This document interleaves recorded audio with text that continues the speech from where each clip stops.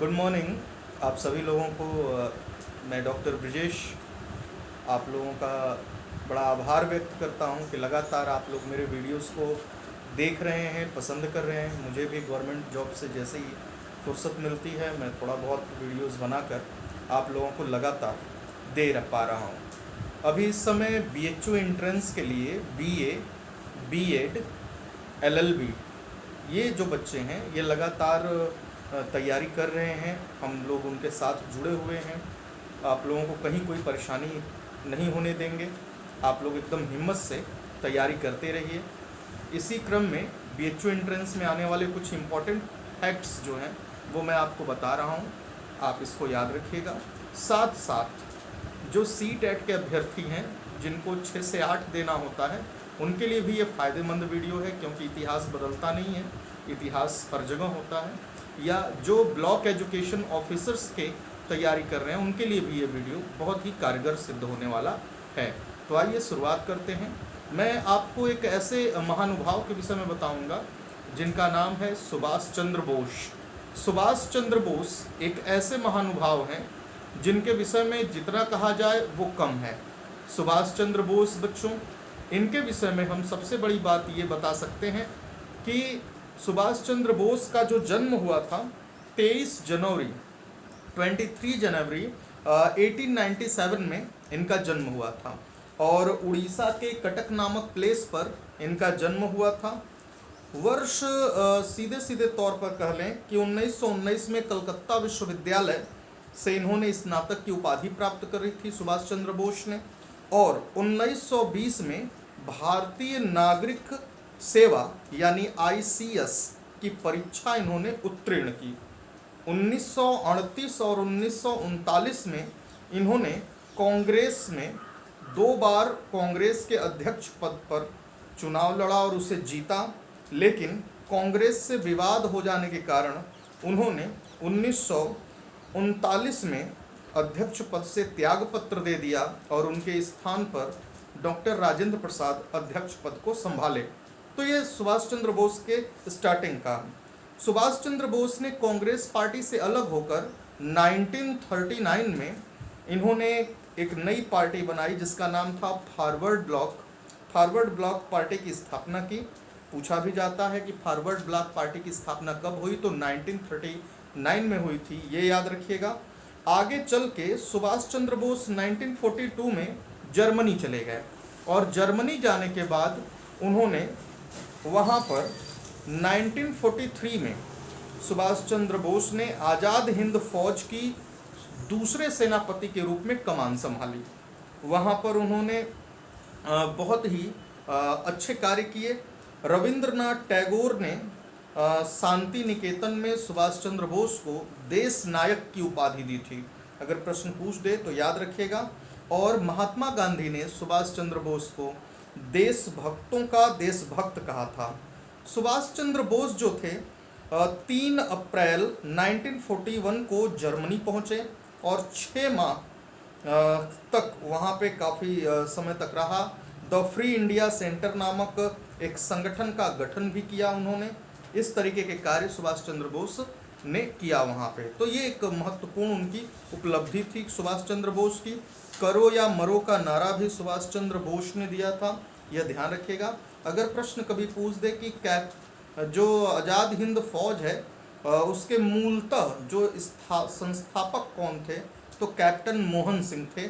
Captain Mohan Singh उसके मुख्य संस्थापक के तौर पर आज़ाद हिंद फौज के माने जाते हैं और आज़ाद हिंद फौज की स्थापना जो हुई थी 1942 में हुई थी, यह ध्यान रखना है।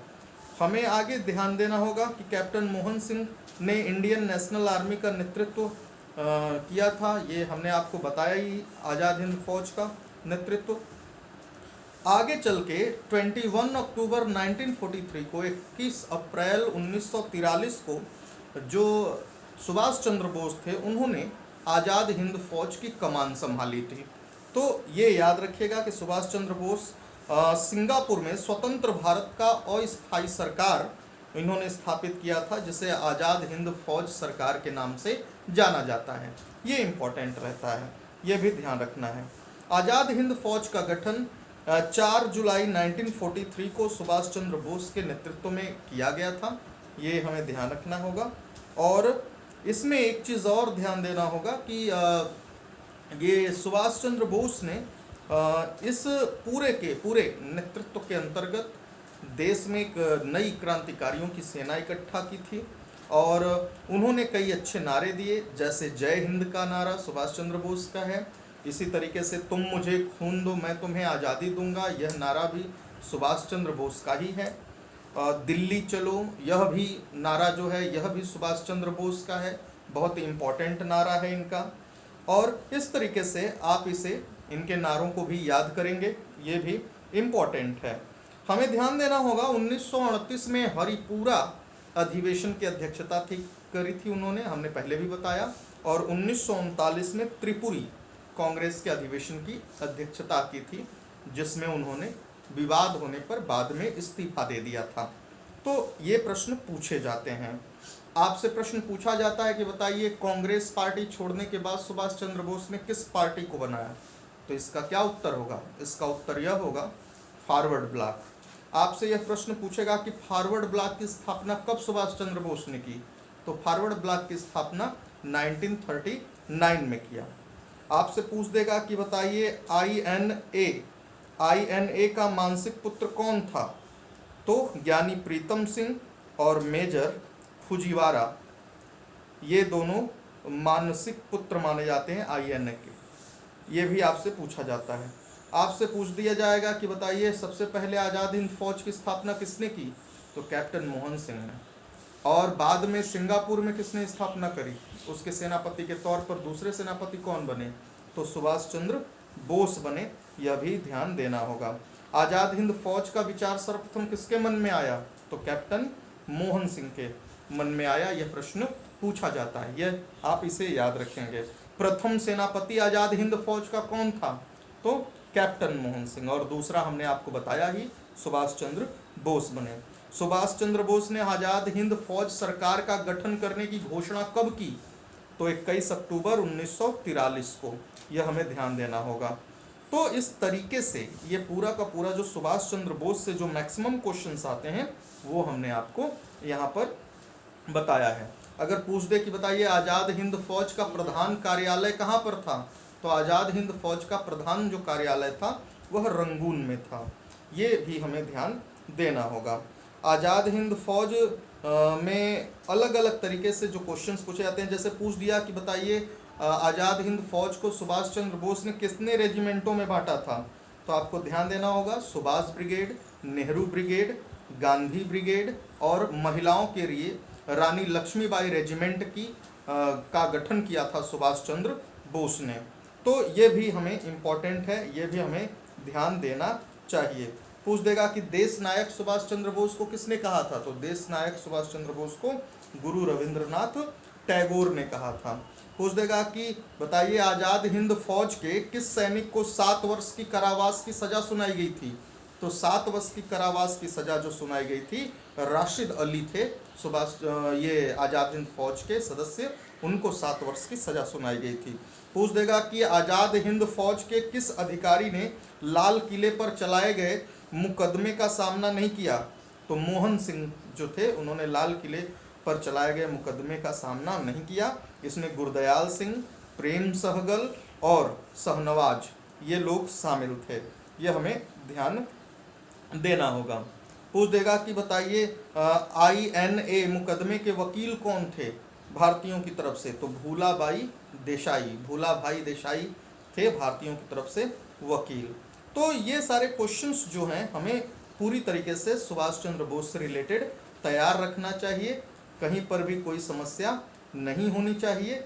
और ये अगर याद करते हैं तो BHU एंट्रेंस के जितने भी क्वेश्चंस होंगे, चाहे वो BA, B.Ed, LLB, चाहे आपके 6 to 8 CTET हुआ, इन सबको हम बहुत आराम से कर लेंगे, हमें कोई भी समस्या हम लोगों को नहीं होगी। एक क्वेश्चन आता है कि सुभाष चंद्र बोस का राजनीतिक गुरु किसे माना जाता है, तो सुभाष चंद्र बोस का राजनीतिक गुरु जिसको माना देश बंधु चित्तरंजन दास को माना जाता है, सुभाष चंद्र बोस के राजनीतिक गुरु थे।